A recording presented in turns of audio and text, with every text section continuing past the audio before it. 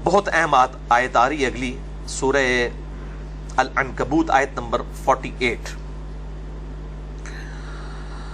وَمَا كُنْتَ تَتْلُو مِن قَبْلِهِ مِن کتاب، اور اے محبوب صلی اللہ علیہ وآلہ وسلم اس کتاب کے نزول سے پہلے آپ کبھی کسی کتاب میں سے کوئی چیز پڑھ نہیں سکتے تھے، یعنی آپ امی تھے، لکھنا پڑھنا آپ نہیں جانتے تھے، وَلَا تَخُطُّهُ بِيَمِينِكَ، اور نہ ہی آپ اپنے دائیں ہاتھ سے کچھ لکھ سکتے تھے، اِذًا لَارْتَابَ الْمُبْطِلُونَ، اگر ایسا ہوتا تو کافروں کو یہ بات شک میں ڈال دیتی، یعنی یہ کتاب آپ نے خود گھاڑ لی ہے، یعنی آپ نہ لکھنا جانتے تھے اور نہ پڑھنا جانتے تھے، یہ آپ کا معجزہ تھا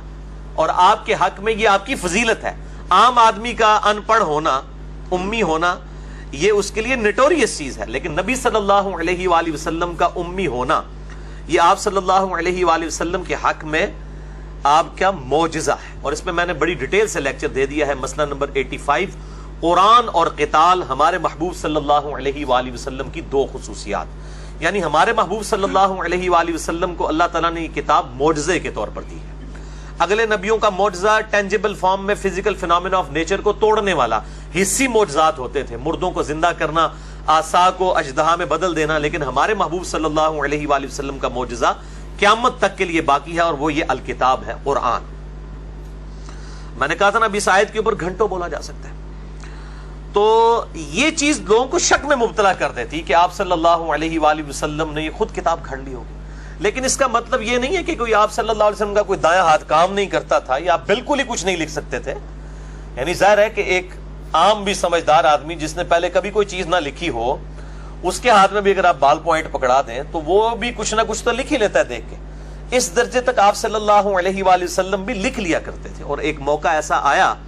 کہ آپ صلی اللہ علیہ وآلہ وسلم نے یہ لکھنے والا معاملہ کیا،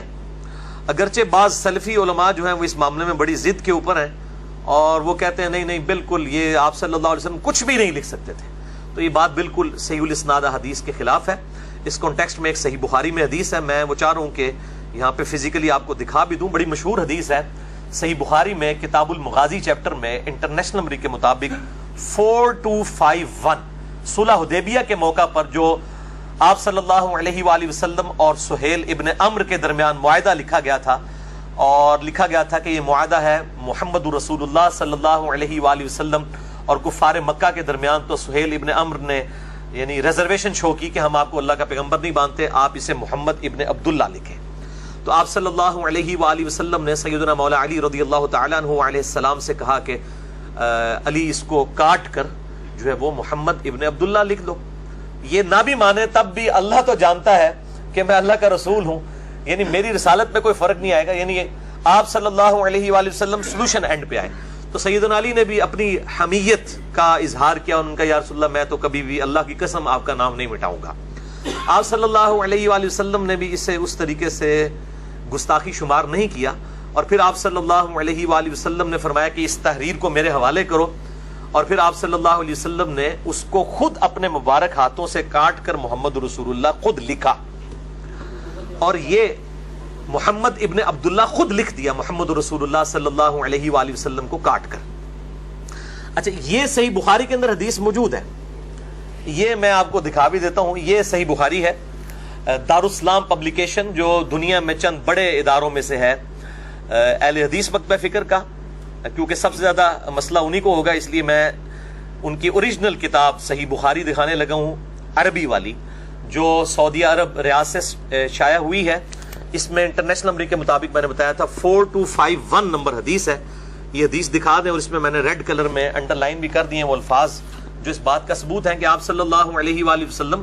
تھوڑا بہت لکھ لیا کرتے تھے، کوئی بالکل ایسا معاملہ نہیں تھا کہ آپ کچھ لکھ نہیں سکتے تھے یا آپ کے ہاتھ ہی کام نعوذ باللہ نہیں کرتا تھا اس حوالے سے کہ آپ کو قلم پکڑ ہی نہ سکیں، کوئی ایک لکیر بھی نہ کھینچ سکیں۔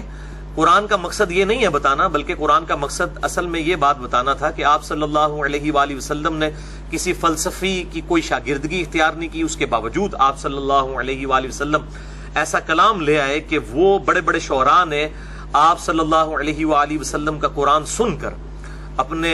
جو کلام جو ہیں وہ پھاڑ دیے۔ تو یہ آپ صلی اللہ علیہ وآلہ وسلم کا زندہ معجزہ۔ تو دیکھیں اس میں الفاظ موجود ہیں، اب جب نبی صلی اللہ علیہ وسلم نے حکم دیا مولا علی کو تو قال علی، تو علی رضی اللہ تعالیٰ عنہ نے کہا لا یا رسول اللہ نہیں، واللہ لا امحوک ابدا، میں کبھی بھی آپ کا نام محمد رسول اللہ نہیں مٹاؤں گا۔ تو اس کے آگے الفاظ ہیں فاخذ رسول اللہ صلی اللہ علیہ وآلہ وسلم،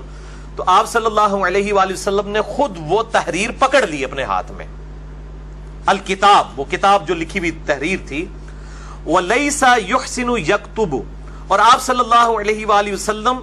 خوبصورتی کے ساتھ لکھ نہیں سکتے تھے، یعنی آپ کی کوئی ہینڈ رائٹنگ بہت خوبصورت نہیں تھی، اس لیے کہ ظاہر ہے جب انسان نے کبھی ہینڈ رائٹنگ کی نہ ہو پوری زندگی کے اندر، کبھی نوبت نہ آئی ہو اور پہلی دفعہ کسی کو قلم دیا جائے، تو ظاہر ہے کہ اب یہ الفاظ ہیں حدیث کے، وہ راوی کہہ رہے ہیں کہ آپ صلی اللہ علیہ وسلم کی ہینڈ رائٹنگ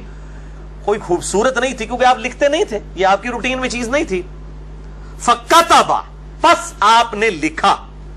هَذَا مَا قَضَى مُحَمَّدُ بْنُ عَبْدِ اللَّهِ، یہ ہے معاہدہ جو طے پایا ہے محمد ابن عبداللہ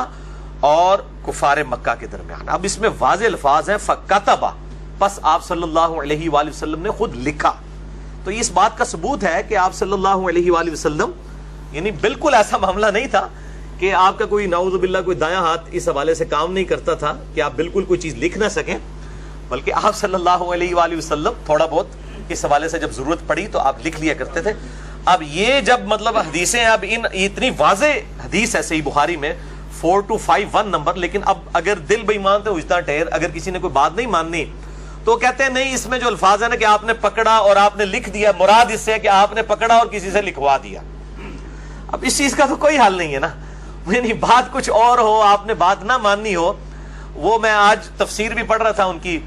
جو عبدالسلام صاحب ہیں بن محمد، جماعت الدعوہ والوں کی تفسیر، تو انہوں نے بھی پوری کوشش کی ہے، پورا زور لگانے کی کوشش کی ہے، انہوں نے بھی باقی لوگوں نے بھی، کہ کسی طریقے سے اس حدیث کی تعریف کر دی جائے اور اپنا لقمہ کتاب و سنت کے منہ میں ڈال دیا جائے۔ تو میں نے انصاف سمجھا کہ میں اس موقع کے اوپر اس حوالے سے گفتگو کروں۔